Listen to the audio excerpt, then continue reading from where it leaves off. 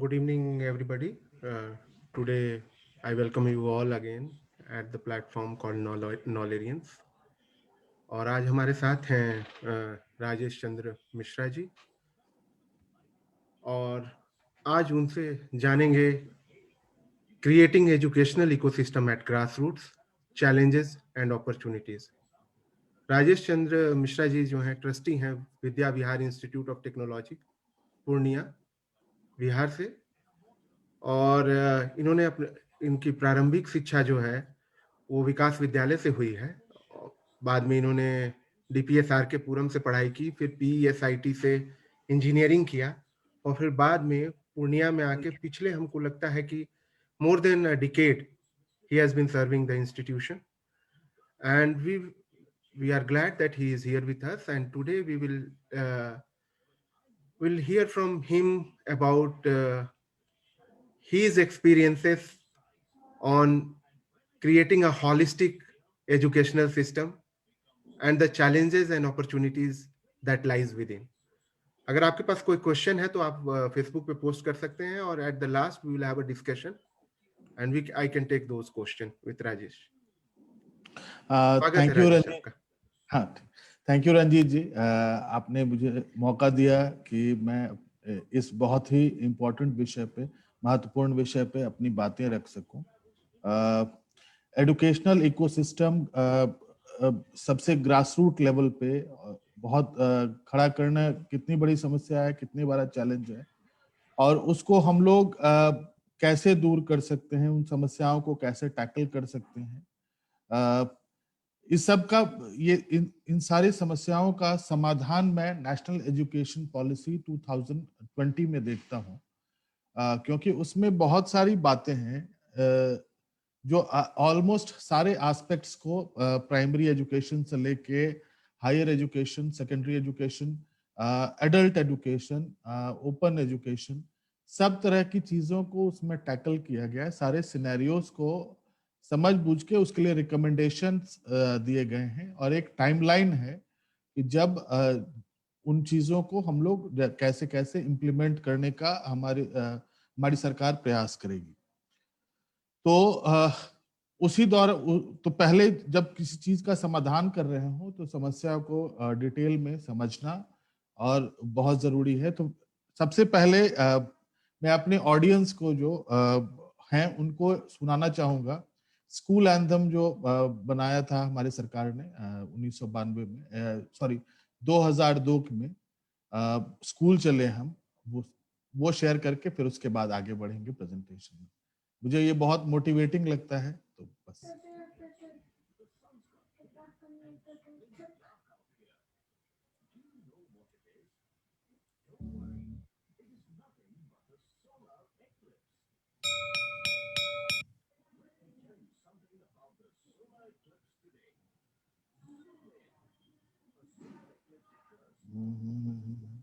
अभी तो आ रहा था लेकिन अब नहीं आ रहा है राजेश। ठीक।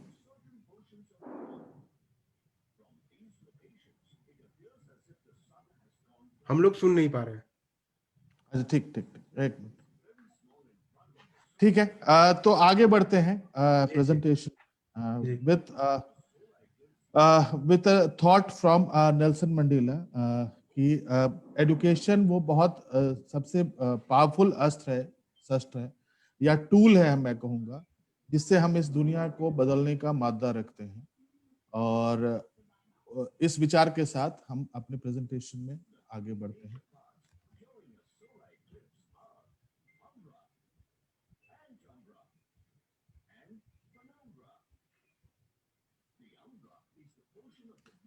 तो क्या चैलेंज है हमारे सामने इस देश में एजुकेशन का? वो चैलेंज हमारे पास डेमोग्राफी का है। हमारी आबादी 136.64 करोड़ है, लेटेस्ट फिगर है। क्षेत्र बहुत व्यापक है, विषम क्षेत्र भी है उसमें। 32,87,000 स्क्वायर किलोमीटर क्षेत्र है। लिटरेसी रेट अभी भी हमारा जो लास्ट सेंसस है उसके आधार पर 74% ही है। बीपीएल पॉपुलेशन लगभग 22% है अपने पास इस देश में। आबादी का घनत्व तो औसत बाकी देशों से ज्यादा है, 382 व्यक्ति प्रति स्क्वायर किलोमीटर। जो हमारा जीडीपी है with respect to our population या पर कैपिटा इनकम, 1,35,000 हमारा पर कैपिटा इनकम है। ये तो चैलेंज है हमारा इस देश के लिए। अगर मैं अपने राज्य बिहार की बात करूं तो यहाँ पे समस्या और गंभीर हो जाती है। आबादी जो है सो 12.5 करोड़ की, 94,163 स्क्वायर किलोमीटर का एरिया, लिटरेसी मात्र 64% लास्ट सेंसस के आधार पे, बीपीएल पॉपुलेशन ऑलमोस्ट 1/3 आबादी, पॉपुलेशन डेंसिटी देश का दुगना तिगुना है, 1106 पर्सन पर square kilometre, per capita income almost देश का फिर 1/3 के करीब है, 46,664 लेटेस्ट फिगर है। तो ऐसे में अब जो हमारा एजुकेशन सिस्टम है उसका में कैसे सुधार किया जाए। जब हम पढ़ने योग्य आबादी की बात करते हैं तो हमारा जो 25 साल से नीचे मतलब हायर एजुकेशन सारा कवर करते हुए तो 0 to 25 एज ग्रुप में लगभग हमारे देश में आबादी 60.43 करोड़ पीपल है, जो कि 49.9% ऑफ द पॉपुलेशन है। Age wise data, age group wise data सामने शेयर किया गया है। इसी तरह से हमारे राज्य के लिए ये जो फिगर है वो युवा आबादी हमारे राज्य में अपेक्षाकृत ज्यादा है, तो 57% आबादी हमारी 25 साल से नीचे है, जो कि 5.92 करोड़ होते हैं। मतलब हमें जो शिक्षा की व्यवस्था करनी है इन्हीं के लिए करनी है। और क्या कारण है, शिक्षा में बहुत तेजी से विश्व भर में बदलाव आ रहा है। हम लोग अपने हाईएस्ट यूथ पॉपुलेशन हमारा की तरफ बढ़ रहे हैं दुनिया में या ऑलरेडी हैं। जो दुनिया में जो ज्ञान का जो क्षेत्र है वो तेजी से बदल रहा है। कुछ नई technologies, big data, machine learning, artificial intelligence, ये सब मिलके जो है सो सारे अनस्किल्ड जॉब्स के ऊपर कब्जा हो रहा है। अगर आप स्किल्ड नहीं हो रहे हैं एक पर्टिकुलर नई दुनिया के लिए तो आपको नई दुनिया में नौकरियों के लिए संघर्ष करना पड़ सकता है। कुछ खास तरह का mathematics, computer science, data science, multi disciplinary abilities की एक अलग अलग तरह के ज्ञानों को समायोजित करके हम उसका इस्तेमाल करना। फिर हमारा क्लाइमेट जो है सो तेजी से बदल रहा है। नेचुरल रिसोर्सेस, पेट्रोल वगैरह, कोयला वगैरह खत्म हो रहा है। किस तरह से दुनिया के आगे की ऊर्जा मिलेगी वो बदलेगा, पानी मिलेगा वो बदलेगा, सैनिटेशन की जरूरत है। और इस तरह से जो है सो चीजें बदल रही हैं। तो इस तरह से हमारा समूचा ज्ञान का या शिक्षा का परिदृश्य बदल रहा है हमारे आंखों के सामने में। उस हिसाब से हमारी शिक्षा को भी बदलना होगा।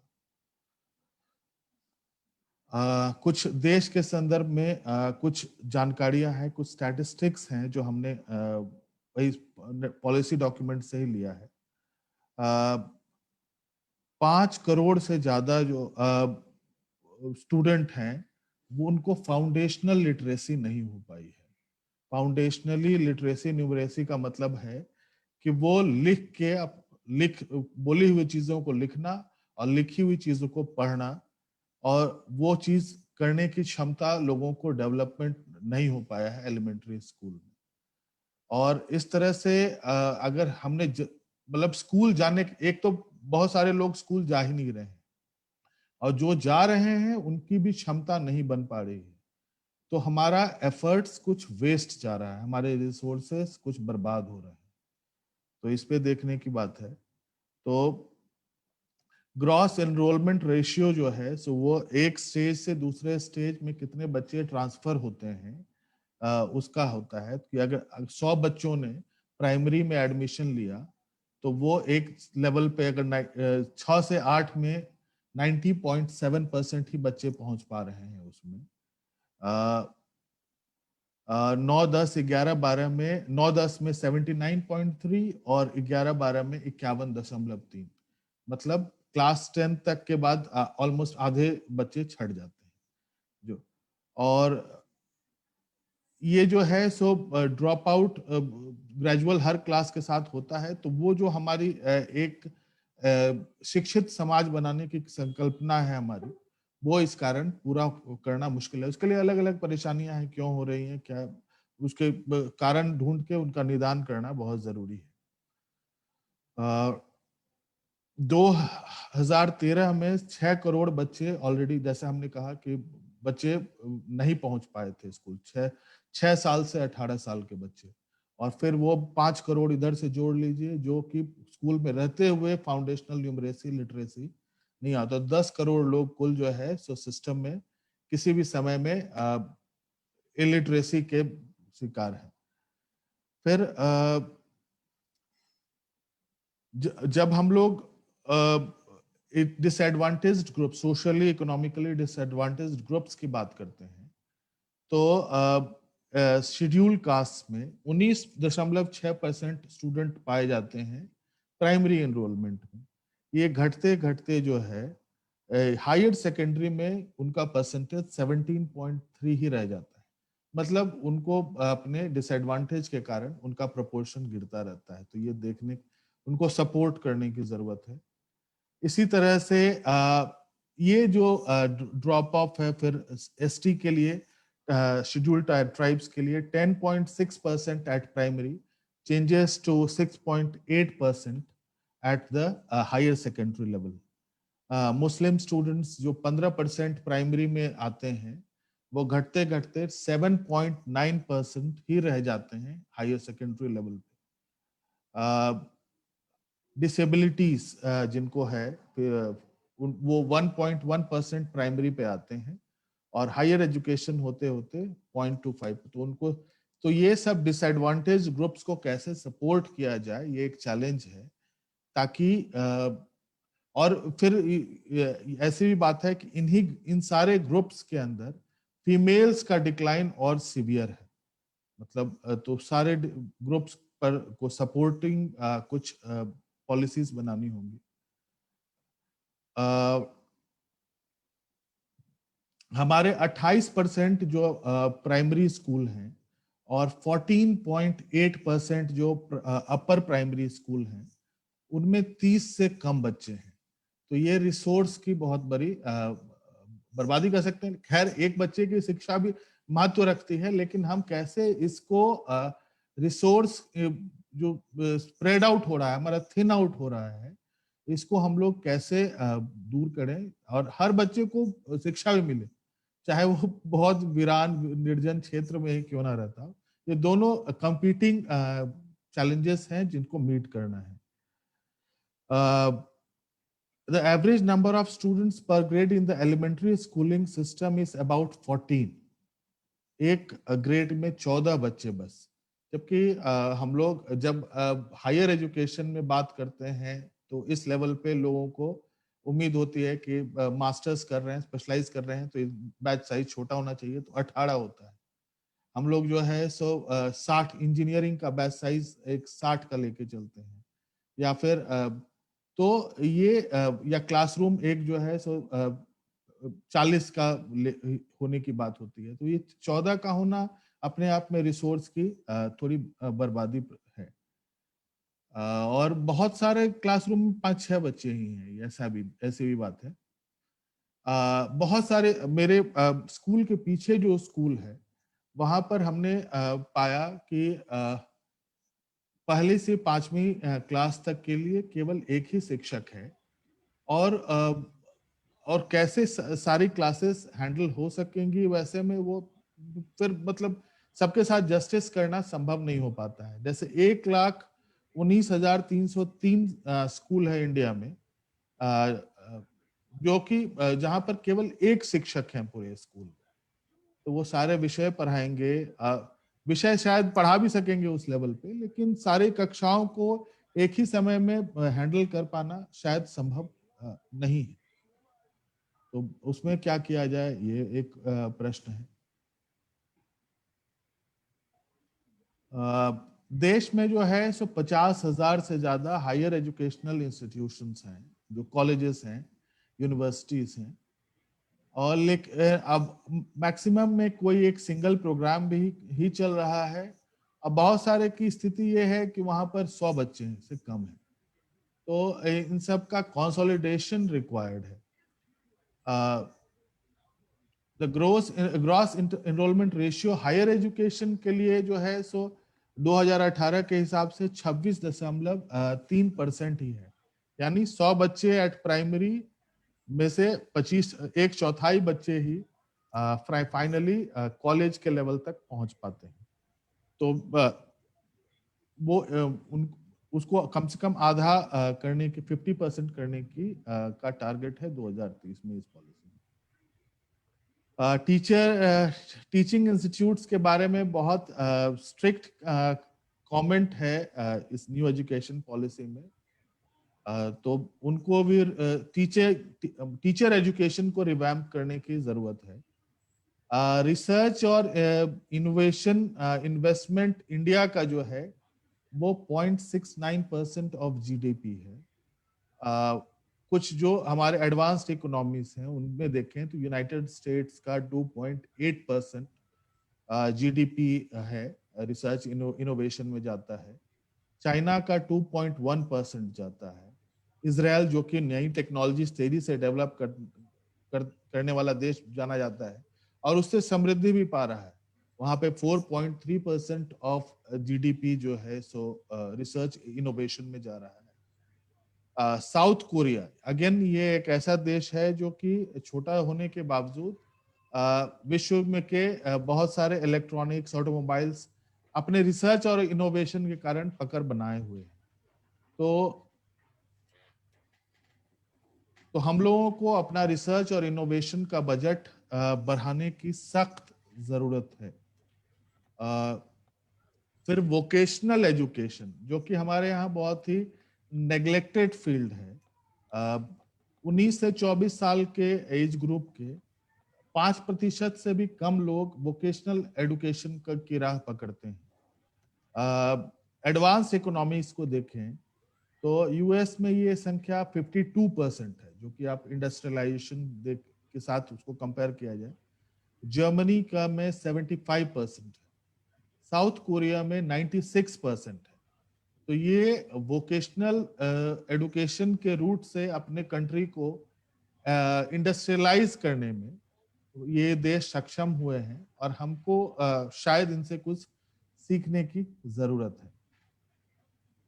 तो अब है ये चैलेंजेस की बात के बाद क्या क्या समाधान बताए गए हैं एनईपी 20 में, नेशनल एजुकेशन पॉलिसी 2020 में। तो उसने एक स्टेटमेंट है उसका पॉलिसी आउटकम कि वो क्या हासिल करना चाहता है policy. To develop good human beings capable of rational thought and action, possessing compassion and empathy, courage and resilience, scientific temper, and creative imagination with sound ethical moorings and values. Complete human being की जो एक complete person की जो व्याख्या है वो एक बनाने का प्रयास करेगी ये पॉलिसी एजुकेशन सिस्टम के माध्यम से, ऐसी बात है। लर्नर आउटकम में है कुछ बातें लिखी गई हैं जो महत्वपूर्ण नजर आई।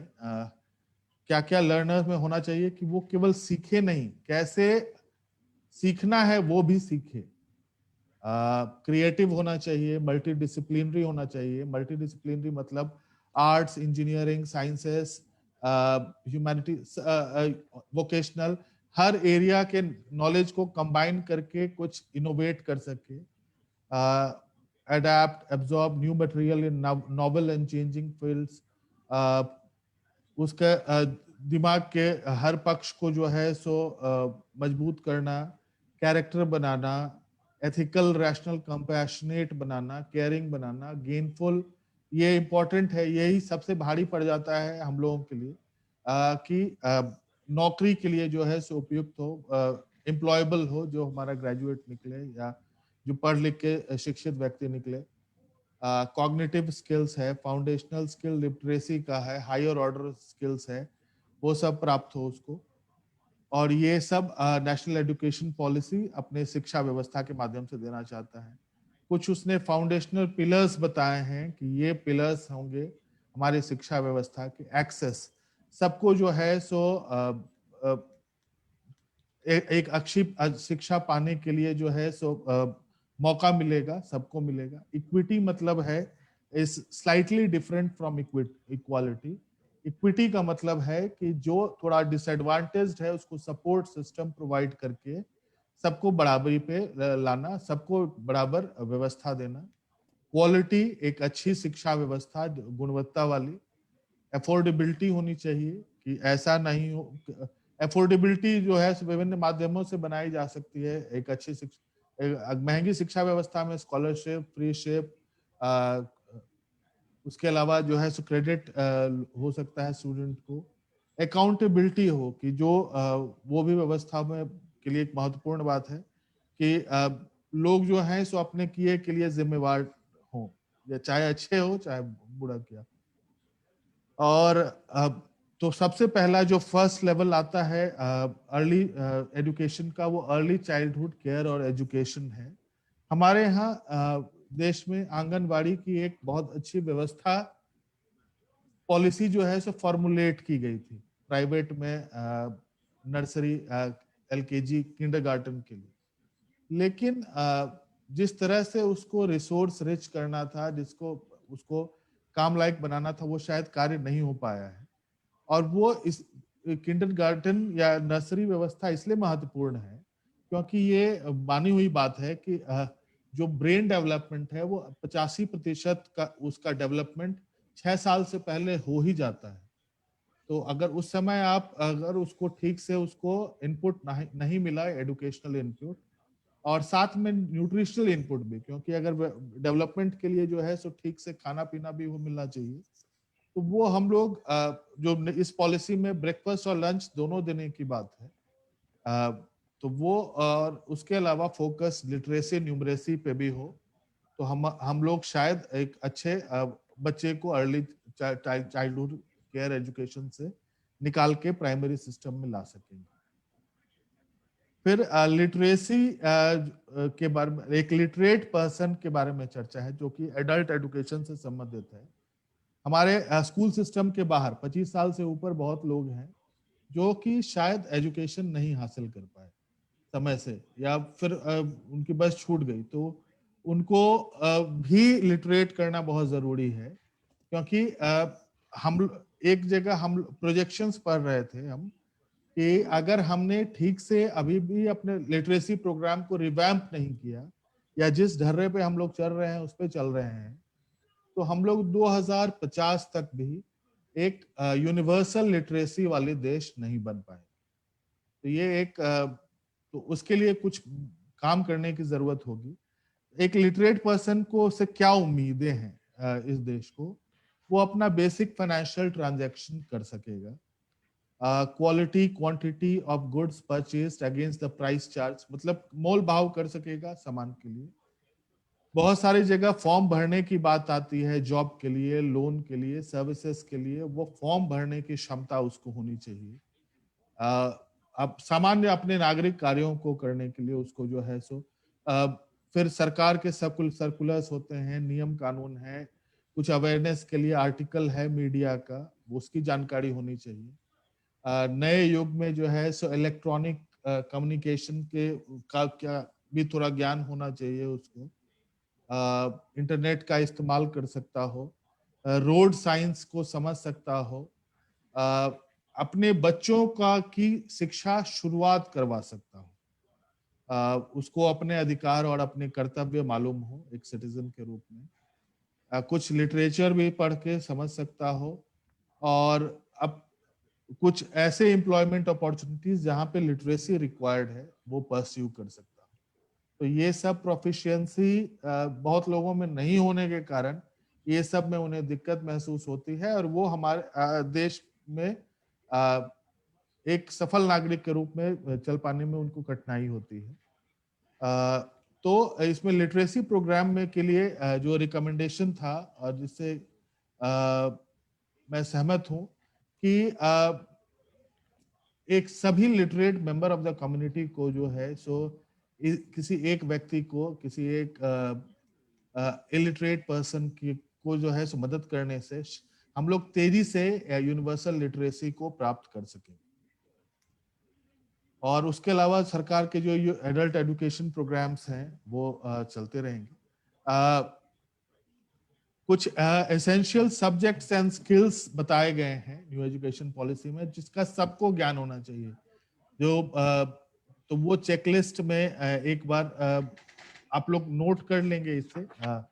प्रोफिशिएंसी इन लैंग्वेजेस है, scientific temper and evidence based thinking है, क्रिएटिविटी है, इनोवेटिवनेस है, sense of aesthetics and art है, ओरल एंड रिटन कम्युनिकेशन है, बोल के लिख के कम्युनिकेट कर सकें, अपने स्वास्थ्य और अपने खान पान के बारे में ज्ञान हो उनको, फिजिकल एजुकेशन, अपने स्वस्थ कैसे रखें, अपने शरीर का ख्याल कैसे रखें, खेल कूद, साथ में मिलके काम कैसे करें, कोलैबोरेशन, टीम वर्क, कैसे समस्याओं का समाधान करने का क्या अप्रोच हो, लॉजिकल स्टेप वाइज कैसे सोचा जाए, लॉजिकल रीजनिंग, वोकेशनल एक्सपोजर हो, कुछ स्किल्स हो, डिजिटल लिटरेसी आ जाए, कि कुछ हम लोग डिजिटल टूल्स जो जरूरत है पड़ती है वो इस्तेमाल करने की, सबको वो सब इस्तेमाल कर सकें।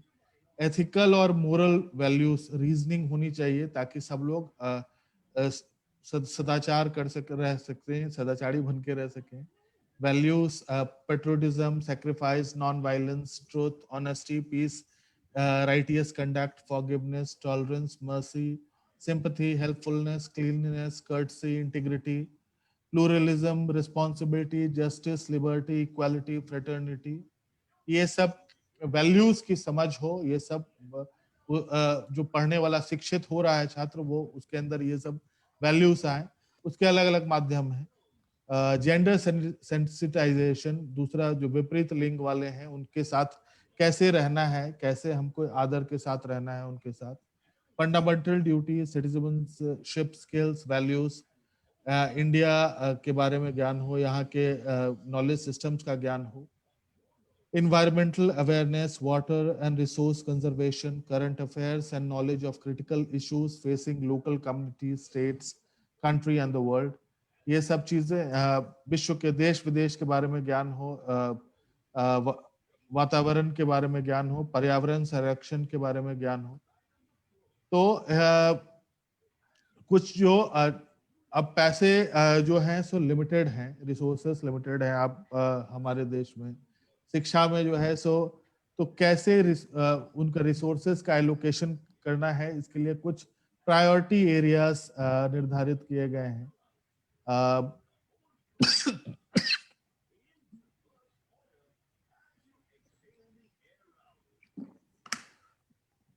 हमारे क्लासरूम्स को रिवैम्पिंग की जरूरत है। जो हमारा टीचिंग इंफ्रास्ट्रक्चर है वो बहुत जगह क्रम्बल कर रहा है, उसको रिवैम्पिंग की जरूरत है। हमको ऑलरेडी हम लोग अंडर स्टाफ्ड हैं अपने स्टूडेंट पॉपुलेशन के हिसाब से। हमें बहुत सारा टीचर्स को रिक्रूट करना है, उनको ठीक से कंपनसेट भी करना है स्किल उनके कंट्रीब्यूशन के लिए। फिर रिसर्च जो है सो हमारा बहुत निगलेक्टेड एरिया है, वहाँ भी कंट्रीब्यूट करना है। जैसा कि हमने देखा कि बाकी देशों से हम इस मामले में बहुत पीछे चल रहे हैं। Early childhood care and education में कुछ नई चीजें, ब्रेकफास्ट जोड़ने की बात है, और भी चीजें हैं, उसका भी इंफ्रास्ट्रक्चर का रिन्यूअल है। फाउंडेशनल लिटरेसी और न्यूमरेसी को इंश्योर करना है, जो कि हमारे अभी बहुत उस मामले में हम लोग पीछे चल रहे हैं। नए पॉलिसी में स्कूल कॉम्प्लेक्स की चर्चा है फॉर इससे जो है सो रिसोर्सेस का ऑप्टिमल इस्तेमाल हो कुछ एसोसिएटेड स्कूल्स के बीच। इसके लिए स्कूल कॉम्प्लेक्सेस बनाने की चर्चा है, तो उसको ठीक से फंड करना ये एक एरिया ऑफ फाइनेंसिंग का थ्रस्ट एरिया है। ब्रेकफास्ट और मिड डे मील जो है सो प्रोवाइड करना है सबको, जो जरूरी है। टीचर एजुकेशन हमारा बहुत उसके बारे में बहुत क्रिटिकल है ये पॉलिसी, तो उसको रिवैम्प करना है। और फिर कॉलेजेस और यूनिवर्सिटीज भी बहुत पिछड़ रहे हैं। तो फिर तो अभी जो हमारा एलोकेशन है वो अब काफी कम है, उसको 6% तक ले जाने की बात है। Public private partnership education sector में ये इसके बिना शायद ये संभव नहीं है, क्योंकि जिस तरह के रिसोर्सेस की जरूरत है हमें अपने एजुकेशन के लिए, हम प्राइवेट सेक्टर के बिना शायद ये नहीं कर पाएंगे इस देश में। और उसके बाद सारे हमको प्रायोरिटाइज करना है स्कैंट फाइनेंशियल रिसोर्सेस को, तो ये समझते बूझते हुए तो कि रिसोर्सेस की बर्बादी ना हो। कोई भी सोशली इकोनॉमिकली डिसएडवांटेज ग्रुप क्यों हायर एजुकेशन में इतना कम हो जाता है, उनकी संख्या क्यों ऐसे घट जाती है, तो उनको हायर एजुकेशनल अपॉर्चुनिटी के इसके बारे में चर्चा है कि उनको हायर एजुकेशन अपॉर्चुनिटीज के बारे में ठीक से जानकारी नहीं हो पाती है। हायर एजुकेशन का जो अपॉर्चुनिटी कॉस्ट है, मतलब हम पढ़ने जाएंगे तो उसके एवज में अगर हम काम करेंगे तो हमको ये पैसे मिलने वाले हैं, तो वो पढ़ने का समय क्या दिया जा सकता है, क्या हमको, ये अपॉर्चुनिटी कॉस्ट बहुत लोगों के लिए भारी है। फाइनेंशियल कंस्ट्रेंट्स हैं, कॉस्ट, तो फाइनेंशियल कंस्ट्रेंट्स को दूर करने के लिए वही student credit card schemes launch हुए हैं, स्कॉलरशिप्स हैं सरकार की, एनएसपी नेशनल स्कॉलरशिप पोर्टल है, उसका एक्सपेंशन हुआ है और भी करने की जरूरत है। लैंग्वेज का बैरियर्स है बहुत, हम लोग रूरल बैकग्राउंड से आने वाले लोगों को बहुत बार मुश्किलात पेश आती है किसी मेट्रो में पढ़ने लिखने में। तो और स्टूडेंट सपोर्ट मैकेनिज्म, वहां पर कोई बैठ के उनको सपोर्ट करे संस्थानों में, ऐसा है नहीं, तो लोग आदमी को लड़खड़ाते लड़खड़ाते अपने आप को स्थापित करना पड़ता है किसी शिक्षण संस्थान में इन बच्चों को, तो उनको एक सपोर्ट मैकेनिज्म की भी जरूरत है। और अब बहुत सारे नोटेबल पॉलिसी रिकमेंडेशंस हैं इसके, तो वो मैं जल्दी जल्दी लिस्ट आउट कर दूंगा। पहला रिकमेंडेशन जो बहुत साल से जा रहा है लेकिन उस पर कुछ काम हो नहीं पाता है, मोर critical thinking less rote learning. तो ये इसको कैसे इम्प्लीमेंट हो ताकि लोग जो है सो क्रिटिकल थिंकिंग की तरफ बढ़ें और जो रट्टा लगाने की प्रवृत्ति है वो कम हो। स्कूल कॉम्प्लेक्सेस की चर्चा है, बहुत सारे स्कूलों को मिला के एक स्कूल कॉम्प्लेक्स बनाया जाएगा जहां पर कुछ स्कार्स रिसोर्स, जो कि फैकल्टी भी हो सकता है, कुछ टीचिंग लर्निंग मटेरियल भी हो सकता है, उनको शेयर किया जाएगा इंस्टीट्यूशन पे रोटेशन बेसिस पे। मिड डे मील के अलावा एनर्जाइजिंग ब्रेकफास्ट की चर्चा है। क्लास 3 तक फाउंडेशनल लिटरेसी और न्यूमरेसी 2025 का टारगेट रखा गया है कि सारे बच्चों को करवा देना है, तो ये कैसे होगा ये देखने वाली बात है। काउंसलर्स और सोशल वर्कर्स को जो है की कल्पना की गई है कि वो गांव में घूमेंगे और बच्चों को प्रेरित करेंगे, स्कूल एज के बच्चों को, कि वो स्कूल में आए। और ग्रॉस एनरोलमेंट रेशियो का एक एम्बिशियस टारगेट रखा गया है, 100% from pre school to secondary school.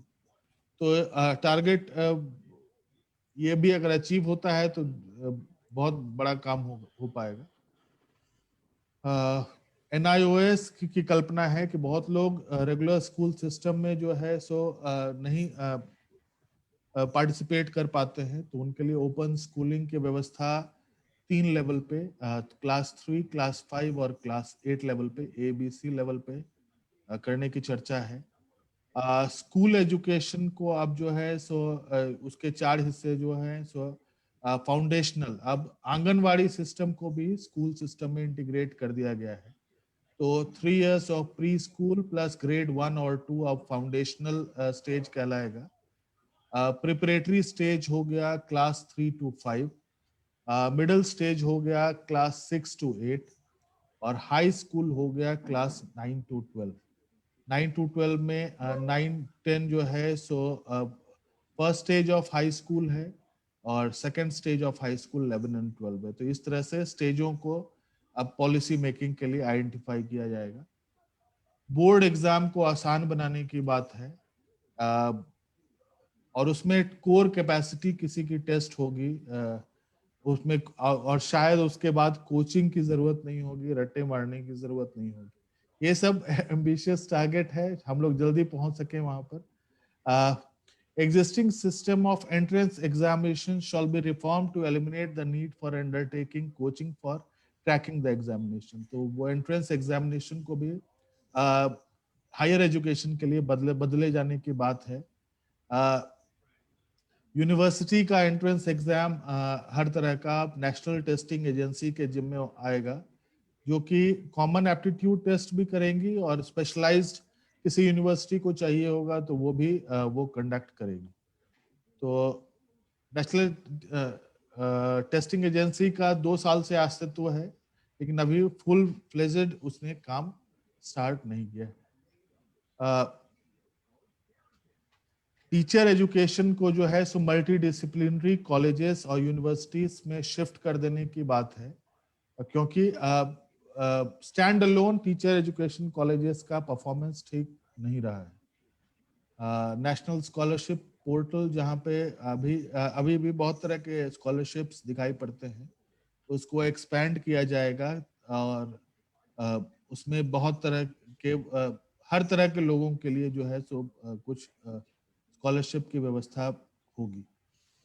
और प्राइवेट हायर एजुकेशनल इंस्टीट्यूशन से भी उम्मीद की गई है इसमें कि वो कुछ बच्चों को स्कॉलरशिप और कुछ बच्चों को फ्रीशिप पे दें। मिनिमम डिग्री क्वालिफिकेशन जो होगा पढ़ाने के लिए वो अब 4 साल का इंटीग्रेटेड बीएड डिग्री है, जिसमें ग्रेजुएशन का सब्जेक्ट प्लस टीचिंग ट्रेनिंग भी है मिला के होगी। और देश में जो है सो कस्तूरबा गांधी आवासीय विद्यालय, नवोदय विद्यालय और केंद्रीय विद्यालय जो कि मॉडल स्कूल का भी काम करते हैं बाकी स्कूल्स के लिए, उनको बढ़ाने की बात है।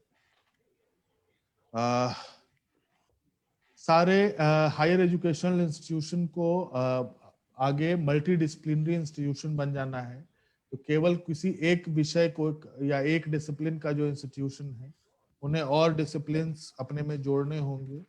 और एक टारगेट रखा गया कि ऐसे संस्थानों में कम से कम 3000 बच्चे पढ़ने होने चाहिए। सबको हायर एजुकेशन इंस्टीट्यूशन को 10-15 साल में ऑटोनॉमी देने की बात है, एकेडमिक भी एडमिनिस्ट्रेटिव भी। अंडर ग्रेजुएट डिग्री जो है सो 3 या 4 साल का होगा। 4 साल की डिग्री विद रिसर्च कहलाएगी। 1 साल में अगर कोई निकलता है तो वो डिप्लोमा कहलाएगा। 2 साल में निकलता है तो एडवांस डिप्लोमा कहलाएगा और 3 साल में के पीरियड में निकलेगा तो वो नॉर्मल डिग्री हुई। डिग्री विद रिसर्च तब हुआ जब वो 4 साल में के कोर्स को किया गया। और ऐसे लोग जो हैं सो मास्टर्स प्रोग्राम में उनके लिए जो 4 साल का करके आएंगे उनके लिए मास्टर्स प्रोग्राम 1 ही साल का होगा। जो 3 साल का करेंगे उनको 2 साल का मास्टर प्रोग्राम होगा। इस तरह की चर्चा है। पीएचडी जो है सो अब 4 साल के बैचलर डिग्री के बाद भी की जा सकेगी। फिर मास्टर्स करने की आवश्यकता अब नहीं रह जाएगी।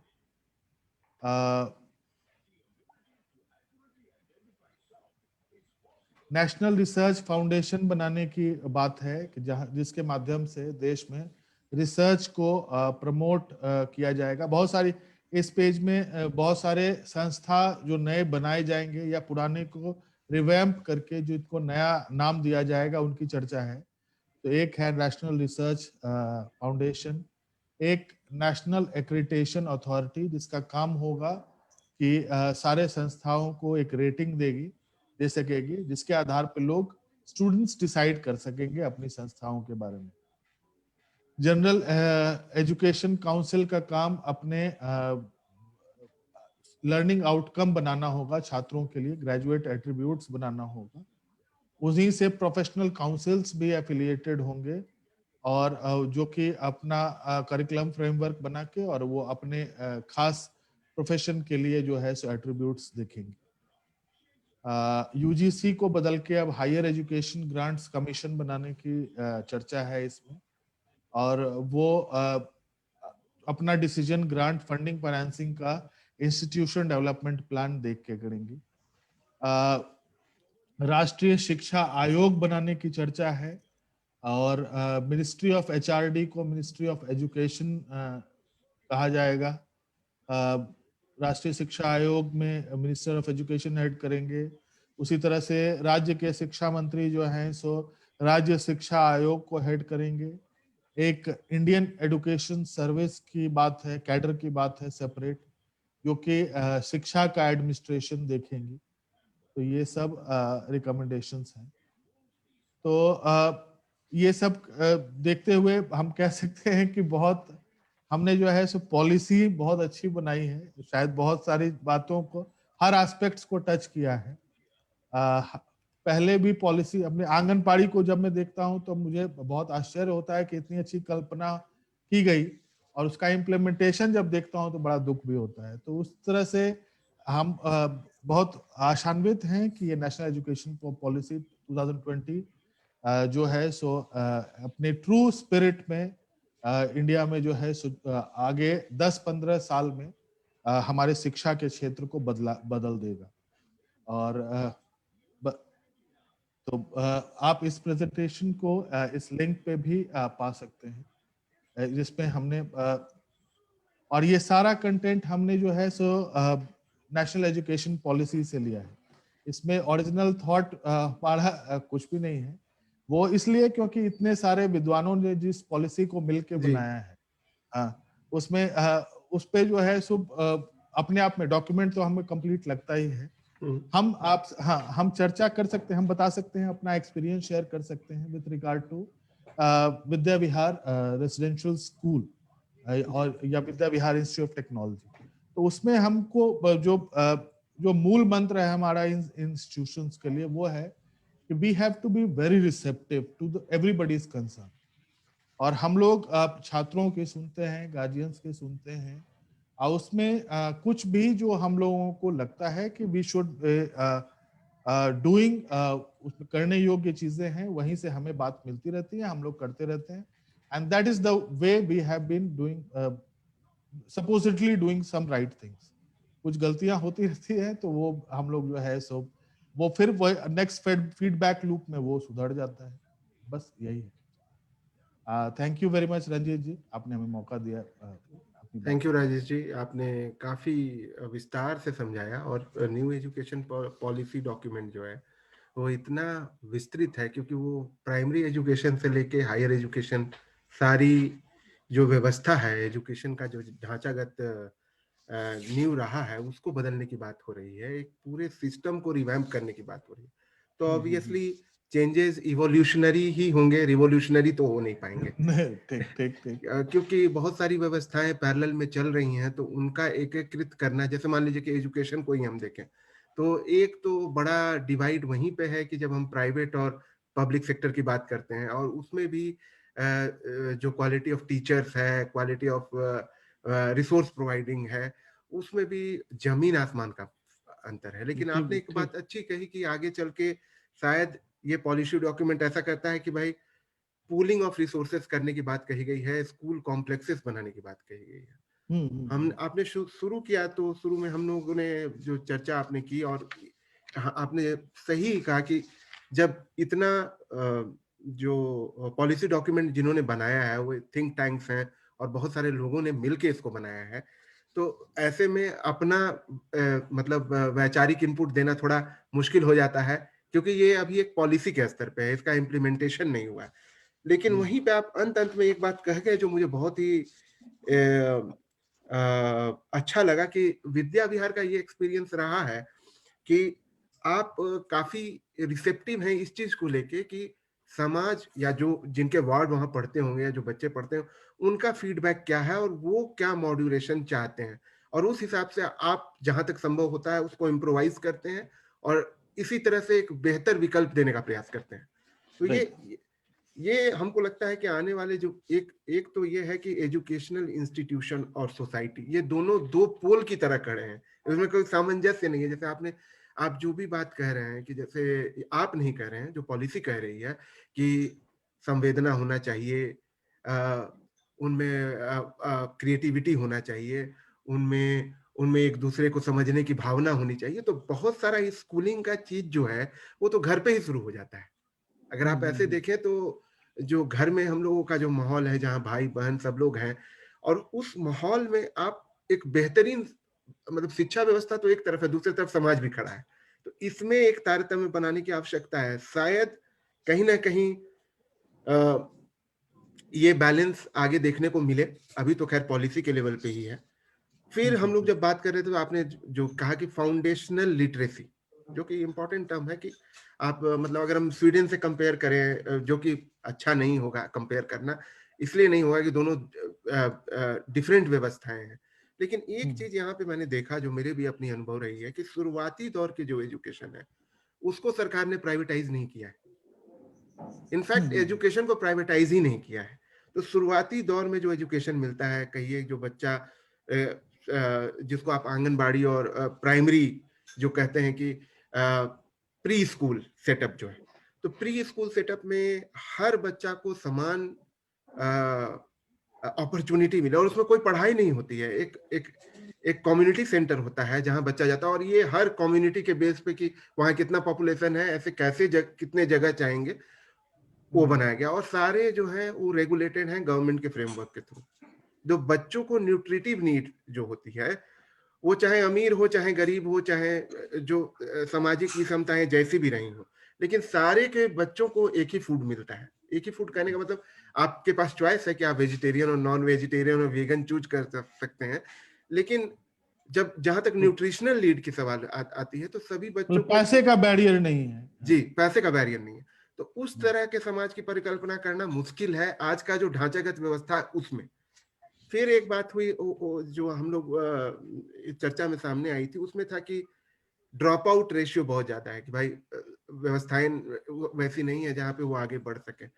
मुझे लगता है कि ड्रॉप आउट कहने से अच्छा होगा कि किक्ड आउट कह दें इसको, कि मतलब हम ये सपोर्ट नहीं कर सके हम उनको। सपोर्ट नहीं कर पाए, तो सिस्टम के द्वारा किक्ड आउट थे वो। अगर कोई ऐसा मतलब बहुत अच्छी बात है। वैसा, अगर जो आप फिर आगे बढ़ते हैं तो आप बताते हैं कि सपोर्ट टू डिसएडवांटेज ग्रुप, इसका मतलब है कि हमको जहाँ पे सपोर्ट देना था, चाहे किसी भी व्यवस्था में हो, तो वो हम सपोर्ट नहीं दे पाए, तो वो डिसएडवांटेज हो गए। डिसएडवांटेज तो हम ही ने बनाया, क्योंकि हमारा सिस्टम ऐसा नहीं था कि हाँ हम ठीक। उनको आत्मसात कर सके। फिर जो बात करते करते जो आया कि आप एक एक जो कैरेक्टर बिल्डिंग की बात आई, कि कैरेक्टर बिल्डिंग भी एनईपी का जो है वो समझिए कि सेंट्रल पॉलिसी है। अब ऐसे में थोड़ा सा मुझे यहाँ पे मतलब जो अभी की व्यवस्था है उसमें ऐसा लगता है कि ज्यादातर जो प्राइमरी एजुकेशन में टीचर्स इन्वॉल्व हैं, उनकी ट्रेनिंग पे तो एक सवालिया निशान है ही। उनके रिक्रूटमेंट, ट्रेनिंग और सारी चीजें जो है वो बहुत ही एक अनऑर्गेनाइज्ड वे में हो रही है। उनकी दक्षता तो खैर न्यूज चैनल्स या जहां भी आप देखते हैं, तो वो उससे एक ऐसा प्रतीत होता है कि ऐसा नहीं है कि 100% हो रहा है, लेकिन बिल्कुल बहुत सारे अंडर प्रिविलेज्ड को वो मौका नहीं मिल पा रहा है जो उनको मिलना चाहिए। तो शिक्षा का जो स्तर है, जब जो शिक्षक का खुद ही भविष्य ये नहीं है कि उसका आगे क्या होने वाला है, वो रहेगा कि नहीं रहेगा, हाँ बिल्कुल। वो वैसे में कैरेक्टर बिल्डिंग करना बहुत बड़ा चैलेंज होगा, और मतलब ये सिस्टमिक रिफॉर्म चाहिएगा। इसीलिए मैंने इवोल्यूशनरी शब्द इस्तेमाल इस्तेमाल नहीं किया, बहुत अच्छा। रिवोल्यूशनरी नहीं किया। एम्प्लॉयबिलिटी आज भी एक इश्यू है। अभी जैसे एक प्रश्न आ रहा था कि भाई शिक्षा का क्या उद्देश्य सिर्फ ये है कि भाई जीविकोपार्जन कर लो, बिल्कुल नहीं है। हम आप इस चीज को बेहतर से समझते हैं कि बिल्कुल। जीविकोपार्जन नहीं है, आपको इतना सबल बना देना है कि आप वो निर्णय ले सकें और आप एक नौकरी के मोहताज ना हो। ये बहुत जरूरी बिल्कुल है। बिल्कुल। तो ये बात उठाई गई। उसके बाद एक जो बहुत इंपॉर्टेंट बात है जिसपे मतलब सामाजिक फोकस भी चाहिएगा, कि जो फॉर्मेटिव ईयर होता है अप टिल 6 इयर्स, उसमें जो है 85% ऑफ द ब्रेन डेवलपमेंट, जैसा आपने डेवलपमेंट हो जाता है जी, हाँ। तो वो कितना अच्छा माहौल सामान्य रूप से सबको मिलना चाहिए, ताकि सामाजिक विषमताओं को बच्चा जो है उतना ना समझे, उसको लगे कि नहीं भाई, there is trust, there is equality. एक मुझे लगता है कि सरकार के लेवल पे कहीं ये कम्युनिकेशन भी नहीं हो पाया है ठीक से जी, कि how important are these years for your children. Yes, हाँ, मतलब एक मैं बताने भी ये का भी मानता शायद हूँ। गार्जियन, हाँ गार्जियन को शायद थोड़ा और अलर्ट कर देगा कि हमको इस समय को थोड़ा ठीक से इस्तेमाल करना है। जी, फिर हम लोग जब बात कर रहे थे तो उसमें एक एक चीज आपने कहा कि जिस नीति से हम लोग चल रहे हैं, शायद 2050 तक भी फुल लिटरेसी वाली बात नहीं पूरी हो पाएगी। ये एक कपोल कल्पना बन के रह जाएगी। फिर हम लोग आते हैं स्टूडेंट टीचर रेशियो पे, वो तो ऑल ऑल टाइम लो चल रहा है हमारे यहाँ, और उसको तो सुधारना है ही। लेकिन जैसा कि मैंने कहा कि पहले क्वालिटी ऑफ एजुकेशन इम्पार्ट जो हो रहा है, चाहे वो प्राइवेट और पब्लिक, इसमें जो बराबरी लाने की बात है कि दोनों जो मतलब एजुकेशन सामान है, इक्विटी जो आप बोल रहे थे कि इक्विटी, इक्वालिटी नहीं तो कम से कम इक्विटी की बात हो कि सबको एक जैसा मौका मिले, एसेस टू द सिस्टम हो, इक्विटी हो, क्वालिटी हो, अफोर्डेबिलिटी, भाई सबको मिल सके। तो ये है। और उसमें एक बात और जो मैंने अभी बोला भी, और मुझे ऐसा लगता है कि ये जो मील्स वाली बात है कि ब्रेकफास्ट और लंच, इसको इंक्लूड किया जाए, ये बहुत ही मतलब अच्छा नहीं, पहल होगा, बहुत अच्छा plan। ताकि सबकी न्यूट्रिशनल नीड सामान्य रूप से मीट हो। और उनको जो आपने ये कहा कि बहुत लोग ये छोड़ते हैं कि भाई वो कंपेयर करने लगते हैं कि हम एक सिस्टम में पढ़ें या नौकरी करें या कुछ करें जिससे कि कुछ आर्थिक लाभ हो सके, तो वो एटलीस्ट मतलब थोड़ा वो कम हो सकता है इस व्यवस्था से। कोशिश है कि क्रिटिकल थिंकिंग पे ध्यान रहे, वो भी अच्छा है। काउंसलर, सोशल वर्कर्स को लगाना कि भाई ज्यादा से ज्यादा इनरोलमेंट हो, लोग छोड़ के नहीं जाएं, ये भी महत्वपूर्ण है। तो ये सारी चीजें जो है पॉलिसी के लेवल पे ही हैं। अभी अभी इसको आगे मूर्त रूप लेने में तो काफी समय लगेगा। लेकिन मैं आपसे कुछ मतलब सवाल उस डायरेक्शन में करना चाहूंगा कि जो शुरुआती दौर रहा, किस वेदना से विद्या विहार का शुरुआत हुआ, उस पे थोड़ा लाइट डालिए। और कैसे पूर्णिया, जैसे जैसे पूर्णिया को जब मैं देख रहा था तो हिस्ट्री में जा रहा था तो जैसे आता है कि पूर्ण आरण्य, मतलब पूरा का पूरा जंगल ही था उधर। जंगल ही था। तो और बंगाल से जुड़ा हुआ था, तो ये जंगली एरिया जो था, उसमें जो है ज्ञान का दीपक जलाने का जो प्रयास विद्या विहार का रहा, और शायद आपके फादर इस मूवमेंट को लेके आगे बढ़े थे, राइट। तो उसके बारे में थोड़ा चर्चा कीजिए कि कैसा रहा सिचुएशन, या आज के डेट में अगर कोई वास्तव में कोई अच्छा आइडियाज लेके आता है, एजुकेशनल या एंटरप्रेन्योरशिप की बात कर लें ऐसे, तो उसमें कैसी संभावनाएं हैं और क्या क्या चैलेंजेस एंड अपॉर्चुनिटीज। अह, विद्या विहार की स्थापना हुई है 1996 में, क्लासेस हमने स्टार्ट किया। जी, मेरे दादाजी का कैरियर जो है सो एज ए टीचर चालू हुआ था, और वो उनसे और उनकी कम समय में अल्प आयु में ही मृत्यु हो गई थी। अब जब मेरे पापा 22-23 साल के थे तभी उनका देहांत हो गया था। तो एक तो वो इंस्पिरेशन था पापा के लिए कि टीचिंग, मेरे दादाजी जो है सो टीचिंग कैरियर से इंस्पायर्ड थे, और उनका मोटिवेशन भी था कभी कि हम लोग रमेश एक स्कूल कर सकते हैं, उन्होंने पापा से ऐसी चर्चा कभी की थी।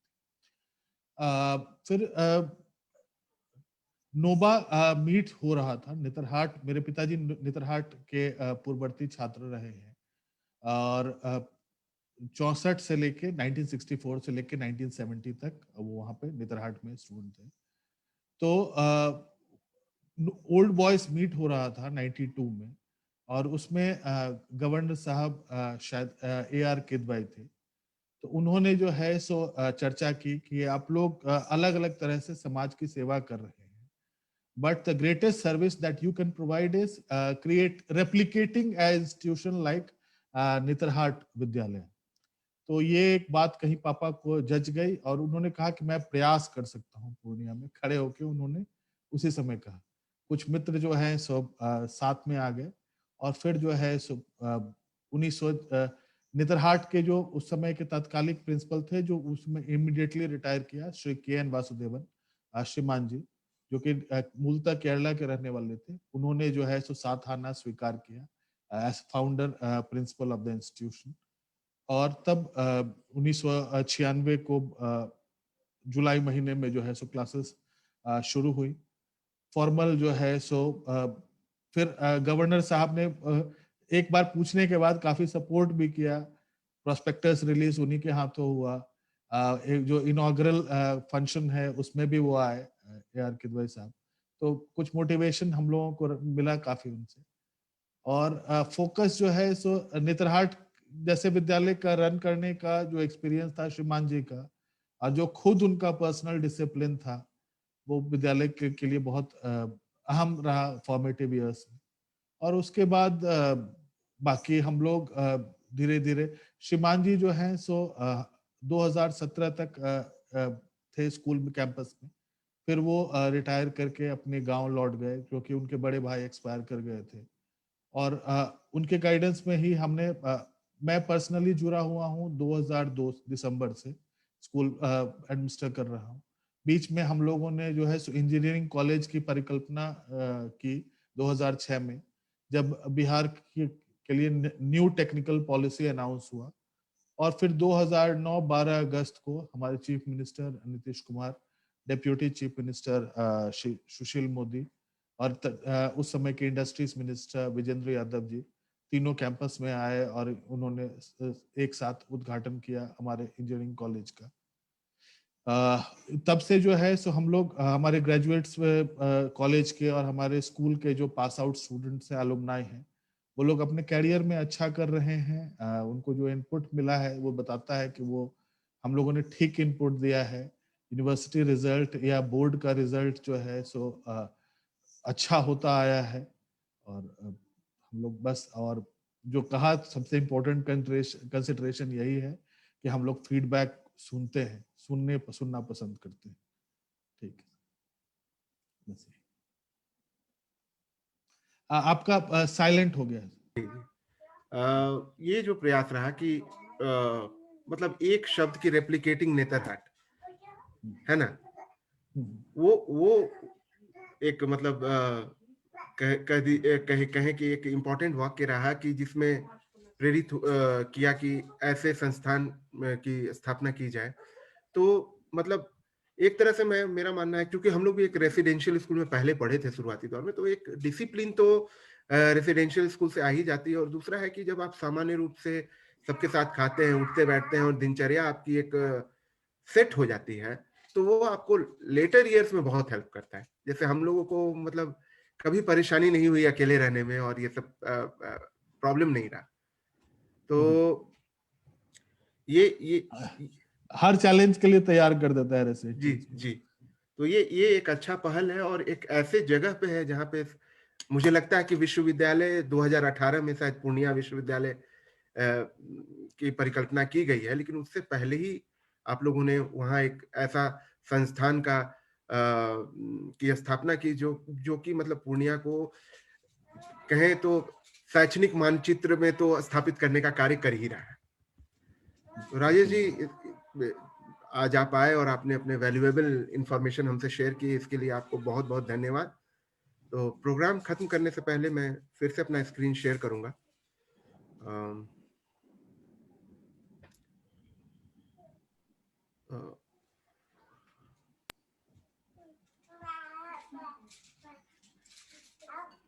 और जैसा कि हम लोग आज के चर्चा में देखें कि taking from the quote of Swami Vivekananda की education is the manifestation of the perfection already present in man, उन्होंने कहा।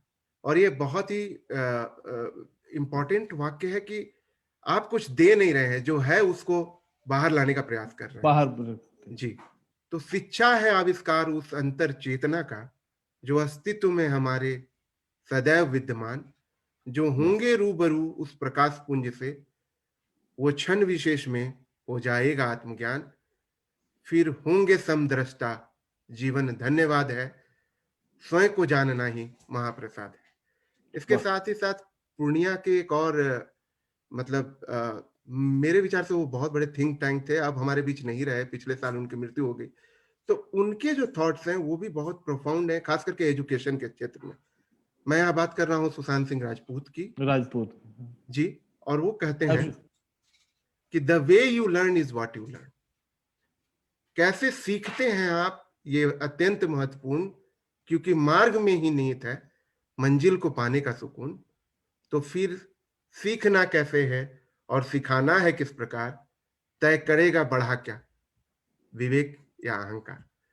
तो वाह। इन शब्दों के साथ मैं थोड़ा सा अपने आगे के कार्यक्रम के बारे में बताऊंगा कि नेक्स्ट वीक हमारे साथ होंगे कुणाल। वैसे तो संजीवियर्स में हमारे जूनियर रहे हैं, लेकिन ये फाउंडर हैं वैल्यू 360 कम्युनिकेशंस की, और ये इंडिया की टॉप 10 पीआर एजेंसीज में से है। और उन पे बात होगी द एंटरप्रेन्योरियल माइंडसेट पे। बात करेंगे starting a world class company from scratch and challenges, opportunities and bottleneck in entrepreneurial pursuits, इस पे बात होगी। और चूंकि अगले महीने अंतरराष्ट्रीय मातृभाषा दिवस है, और उस मौके पे हमारे साथ होंगे, क्योंकि मगधी हैं हम लोग हैं, और मगध की जो मगही भाषा है वो हमारी मातृभाषा है। हालांकि मैं उतनी अच्छी मगधी नहीं बोलता। तो इस भाषा को लोगों तक पहुंचाने में और शुद्ध मनोरंजन करना, अच्छा कंटेंट बनाने वाले दो लोग, जिनको द मगधी बॉयज जो हैं, विश्वा और युगल, वो हमारे साथ होंगे और अपने अनुभव को शेयर करेंगे कि किस प्रकार वो मगधी को स्थापित करने में लगे हुए हैं। उनका प्लेटफॉर्म बहुत पॉपुलर है। जी, उनका प्लेटफॉर्म बहुत पॉपुलर है, और वो दोनों ही इंजीनियर हैं बैकग्राउंड से, और उनके बारे में जानने का प्रयास करेंगे। वो हमारे साथ होंगे 21 फरवरी को। तो राजेश जी, आज आप आए और आपने अपना जो समय दिया हमारे मंच पे, और आपने इतने विस्तृत तरीके से न्यू एजुकेशन पॉलिसी को in light of creating educational system at grass root, challenges and opportunities पे बात की, इसके लिए आपको कोटि कोटि धन्यवाद। नमस्कार। Thank you for the opportunities. Thank you. धन्यवाद।